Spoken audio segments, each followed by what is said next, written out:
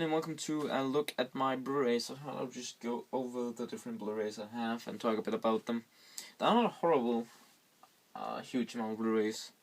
I just have one shelf like this of Blu-rays, but I thought there are some and I want to talk about them, so I'll do so.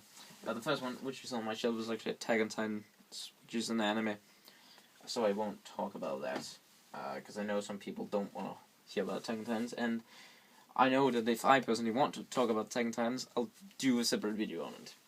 But the first film, which is over here, is Crystal Camp Memories. But that's actually the second film. The first one is right here, but I'll just take this one first.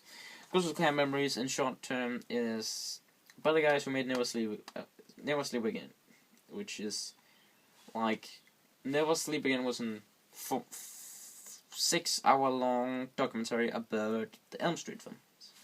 This is an 8-hour long documentary about the Friday the 13th films, covering every film from the original to the remake and the television series. So that was really cool. There's a ton of shit in this. It's pure fan orgasm, really.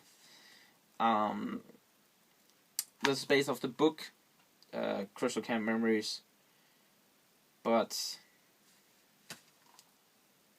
yeah, it's 8 hour long. This is the Blu-ray version. You can get DVD as well, which just has 3 DVDs. This one has both the Blu-rays and the DVDs. Got 2 Blu-rays, so part 1 and part 2, and 2 DVDs, part 1 and part 2. It's really cool. I highly recommend it if you are nerds. But it is 8 hours, so I recommend spending an entire weekend watching it, or like 3 days in your vacation if you have time for that.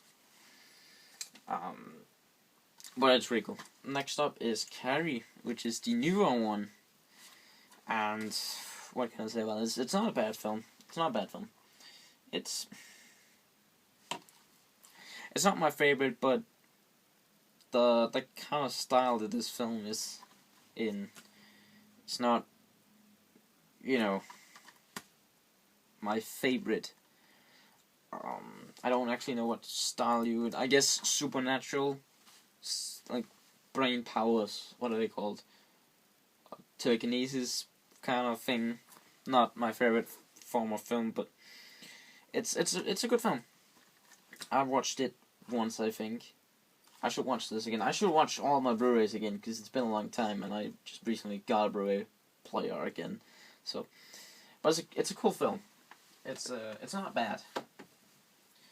Next up is, this is Shinobi Diaries, which is from the creators of Paranormal Activity. In my opinion, in short terms, this is basically just an upgraded version of Paranormal Activity. Like, this film has a budget, where Paranormal Activity was made like it didn't have a budget. But it's still, like, it is a found footage, well, no. It is shot with a guy running around with a camera like he's actually documenting something, but it's not shot as a documentary or found footage, but it has a shaggy camera that's just running around like this. So, it's just one camera setup. It's not a bad film, but it just, to me, it didn't catch my interest at all. I know I watched it with my friend. He was the one who recommended it. It didn't catch his interest at all either. So, but it's not the worst film in the world. I prefer this over Paranormal Activity. But again, Paranormal Activity was more cult hit-ish, where this is, yeah. If you like Paranormal Activity, you'll like this one. If you don't, just don't bother. Next up we have Final Destination 5, which is the only Final Destination film that I have on Blu-ray. I don't have this on DVD either, so. But Final Destination 5. I love this film. It's great. I love all the Final Destination films. I think my least favorite being the 4th one, and my second favorite being this one. and my favorite just being either the third or the first. I think they're all great. Just the fourth one was my least favorite, I think. It's still good, I still enjoyed it, but it's just my least favorite. I think it was because the first time I watched it in really poor 3D, which totally ruined the experience. But Final Destination 5, it's still great, and this film has an explanation why it can be a fifth movie, when the fourth movie was the final one, which is pretty cool. But it's a good film. It's a good film, I recommend it. It has really nice 3D effects in it. Like, not as in 3D, go to the cinema 3D, but as in 3D models and 3D animation in it, so it's really well made. I really enjoyed it. Next up is Heartless, which is a British film, British thriller horror film. I have mixed opinion on this. I really want to like the film. It's original. It has an appealing story. But the characters in it are just... It doesn't play out as well as it should. Because the characters... I have a problem how the characters speak in this film. It's just the accent that they have is really hard to follow. It has a great story. It tries to be original. It is original. It just doesn't flow well, in my opinion. So I'm not sure if I want to recommend it or not. I think if you're open-minded, you should give it a try.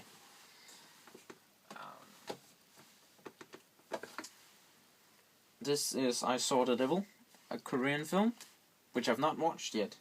So, let's not watch to say about that. What do you got? We got I Spit on Your Grave, which is a rape and revenge film. And this is the remake, which I think got a sequel, actually.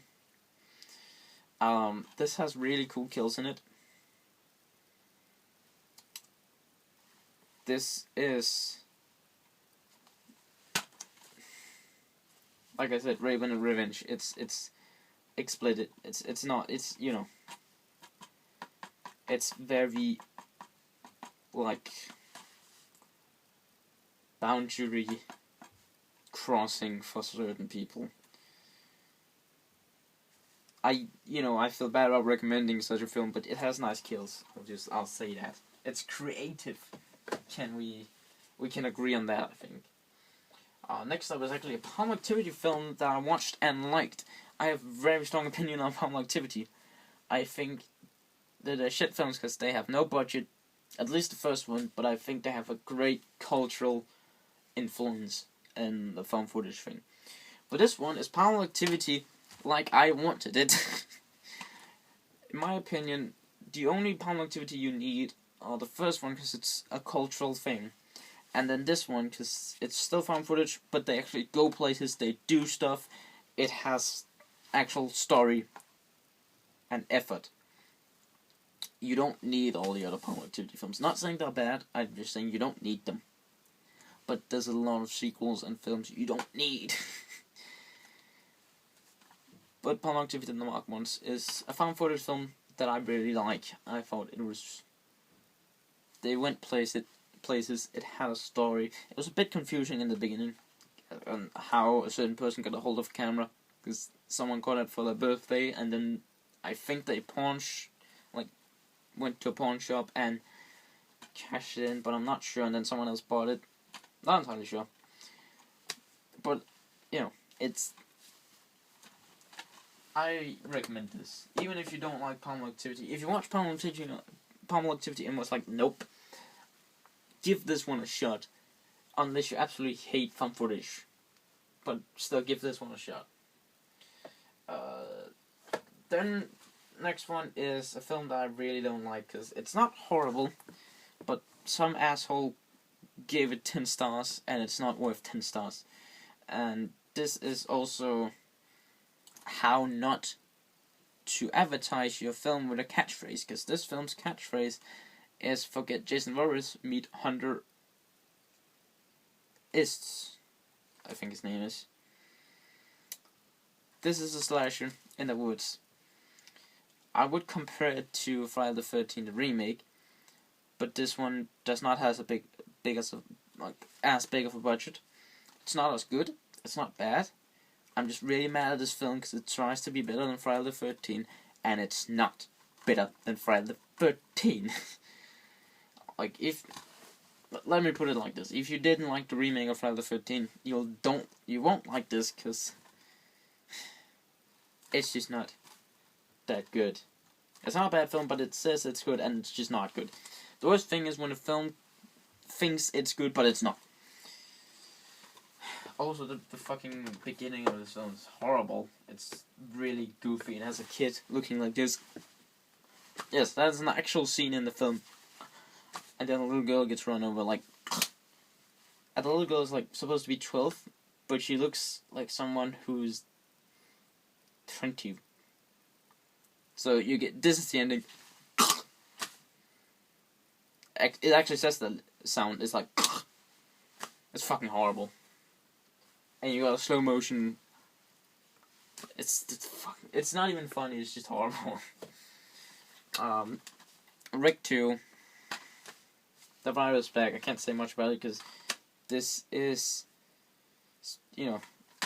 starts up a couple minutes after the first one, and I don't have the first one because I can't find the first one anywhere for some reason. The first one is so hard to find for me. I don't know why. I can order it from the net, but I haven't gotten around to it. Right now I'm looking at the German Evolution box set, which has all the films, also the new one, on Blu-ray, so I'm looking into that. Next up is two films I'll just talk shortly about together. It's the two Resident Evil animated films. If you like the story in the games, you'll enjoy this. It's a little more true to the feel of Resident Evil than the live-action films were. I prefer this one over this one.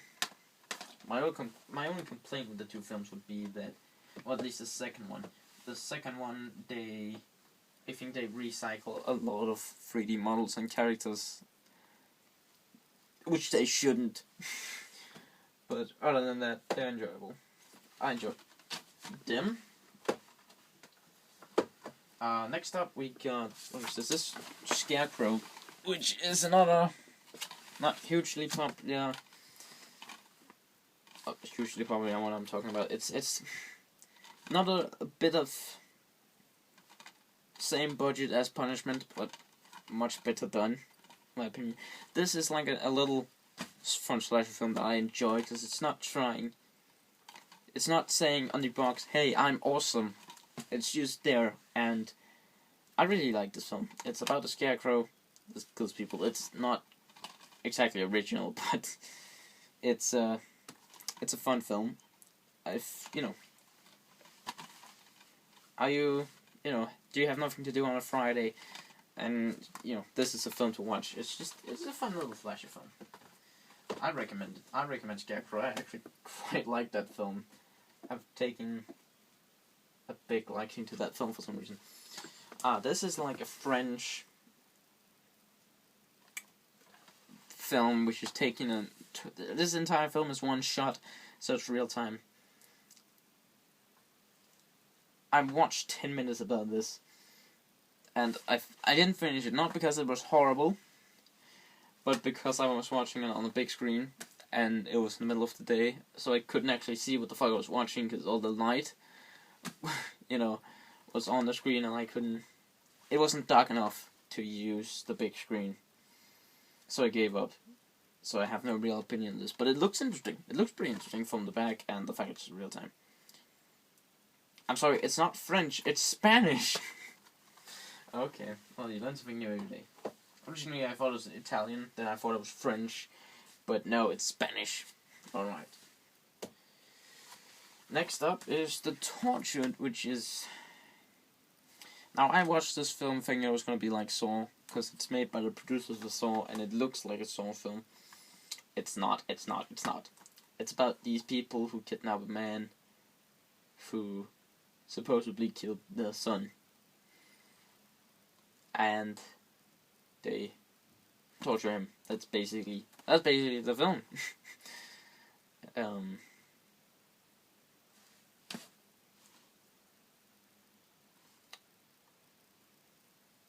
Also, the guy that killed the kid has amnesia, so he don't know he did it. So it's kind of like, but he doesn't know he killed her somewhere with torturing it. So that's the kind of the drama in the film. It's not a bad film. Just don't go in thinking it's a soft film, because it's definitely not. But it's not a bad film. I want to say lastly, because the last 4 are just not films I feel like talking about, because they are Harry Potter and the Deathly Hallows Part 1 and Part 2, and then there's Top Gun. And I just don't feel like talking about those. I have those 2. This is The Woman in Black with Daniel Radcliffe. I feel like I talked so much about this because we talked about it in like 2 updates. Oh, just 1 update, but I did that update like several times. I like this film. It's kind of like The Conjuring, but set in a different time, in my opinion. It's not like The Conjuring. Let me rephrase that. It has the feel of The Conjuring. But Daniel Radcliffe was good in this film. I enjoyed it. It's not my favorite, but I enjoyed it. Would I recommend it? Sure. If you like films like The Conjuring, I'll recommend it. So those were all of the Blu-rays I have so far. But, you know, I have other Blu-rays, but those are in a box somewhere else. But yeah, that was all. That was on my shelf, which was what I wanted to do. So, thank you for watching. Check out my other videos, because there's stuff in those too. I'll see you some other time.